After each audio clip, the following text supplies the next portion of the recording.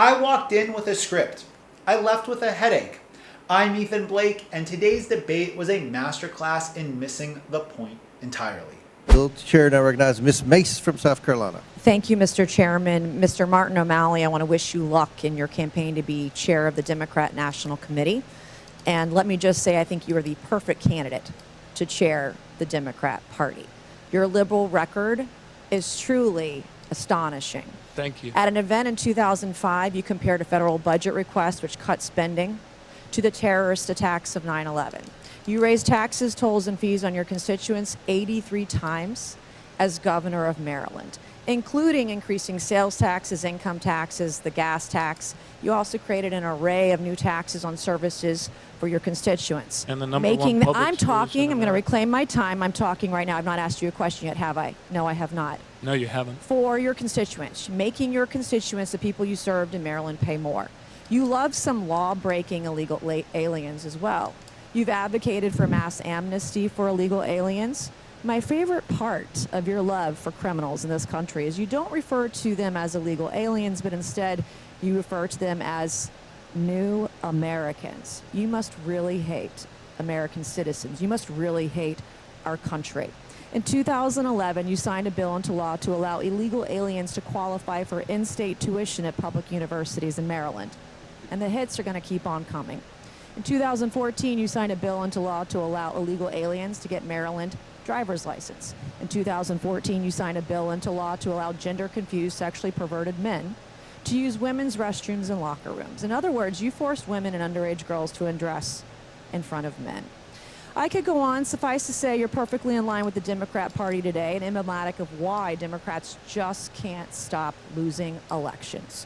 You are emblematic of why the Democrat Party has no dignity and no respect for women. You are emblematic of why Democrats don't put Americans first. Mr. O'Malley, my first question this morning, can you, a candidate to be chair of the Democrat Party, define what a woman is for me today? Madam, or Can you Congresswoman. define what a woman is? Oh, yes. What is a woman? You're going to ask me to define what a woman Yes, I am right now. Well, I'm You talking, just said you could. Yes. Explain it to me. I'm talking to a woman right now, distinguished woman. What is a elected woman? Representative. What is a woman? I think you're kind of denigrating the purpose of this. What here. is it? You can't define what a woman is. All right. In an I'm effort to married be fair, to a woman. in an I effort have to be two fair and daughters who are unbiased, women. in an effort to be fair and unbiased, can you define what a man is for me? I have two sons Okay. that are men. Yes, I have a can. series of yes or no questions. So the potentially future chair of the Democrat Party cannot define, let's for the record, Mr. Chairman, he cannot define what a woman is, and he cannot define what a man is. This is And you expect the people in this country to follow your lead? I'm a woman who has broken so many glass ceilings in my life. The first Republican woman elected to Congress from South Carolina, the first woman to ever graduate from the Citadel of the Military College of South Carolina. I know what a woman is, and I'm going to protect every one of them. So I have a series of yes or no questions for you. Today, one of my Democrat colleagues yesterday stated a rape victim's fear of rape was just, quote, fantasy. Do you agree with this statement? Is a woman's fear of rape, being raped, a fantasy? Yes or no? no, it's not a fact. Okay, one of my Democrat colleagues yesterday stated a rape victim's fear of rape is being, quote, dramatic. Do you agree with that statement? Fear of rape being dramatic. Yes or no? Well, could be. Okay, you can't answer the question. My next question, you've spoken of Democrats needing to restore credibility and learn from your failings, and to quote from you recently, learn from your very bad loss. Is this in reference to Democrats raising taxes on the middle class? Yes or no? No, Is this in reference to Maryland not requiring an ID to vote in their elections? no, Is this in reference to coddling criminal illegal aliens? no. I've Is never. this in reference to starting a war on real biological women? No, Is this in reference to allowing men in women's bathrooms? no. Is this in reference to forcing women and girls to undress in front of men in the locker room? Oh, come on, Yes or no? Congresswoman. This is your party's platform. You Yes. understand what I'm laying out for you. Do you understand I English? understand what you're trying to lay out, but No, our this party's is- platform is the economic security No, and the I'm gonna reclaim well-being my time, of Mr. every Chairman. man, Mr. woman, Chairman, I'm and gonna reclaim child my time. in the United States of I'm gonna America. reclaim my That's time. our party's platform. I'm going to reclaim my Ms. time. Mace's Mr. Chairman. time. Mr. Chairman, the witness should not be badgered. Mr. Chairman, Chair I would like to recognizes Ms. reclaim my Mace. time. Ms. Mace. Just yesterday, Only 2 Democrats voted with us to protect women in sports. This is your platform. You want boys and men women to be able to watch women undress in a locker room. So is your big loss in reference to taking away women's achievements in sports? I believe. Yes or no? No, I Is don't. your loss in reference to allowing men to take away women's scholarships? Yes or no? Mr. Chairman, the gentlelady's time has expired. He took my time, Mr. Chairman. She had about 15 seconds that rolled around, so you got one time for one last question, Ms. Mace. Think hard. She asked the question. You have learned nothing from your own failings when you tried to run for president as a far-left progressive alternative to Hillary Clinton and dropped out after getting 0.5% at the Iowa caucus. So good luck with that, Mr. DNC Chairman. I yield Thank back. you. I appreciate your well wishes. Gentlelady yields back. Chair. Watch how Congresswoman Nancy Mace methodically dismantles the narrative. This isn't just a series of rhetorical questions. It's a focused critique of policy failures that have real consequences for everyday Americans. From the start, she highlights what many see as a disconnect between government priorities and working-class families. 83 times, she says, referring to the number of tax and fee increases under Martin O'Malley. That number stands out, not as a statistic, but as a symbol of mounting pressure on families who are already stretched thin. For many, it reflects decisions that make life more difficult, not more secure. Then comes a moment that strikes a deeper chord. Mace challenges the redefinition of immigration language, particularly the use of terms like new Americans for individuals who entered the country without following legal channels. Her concern reflects what millions of Americans believe, that immigration should be fair, lawful, and respectful of those who followed the rules.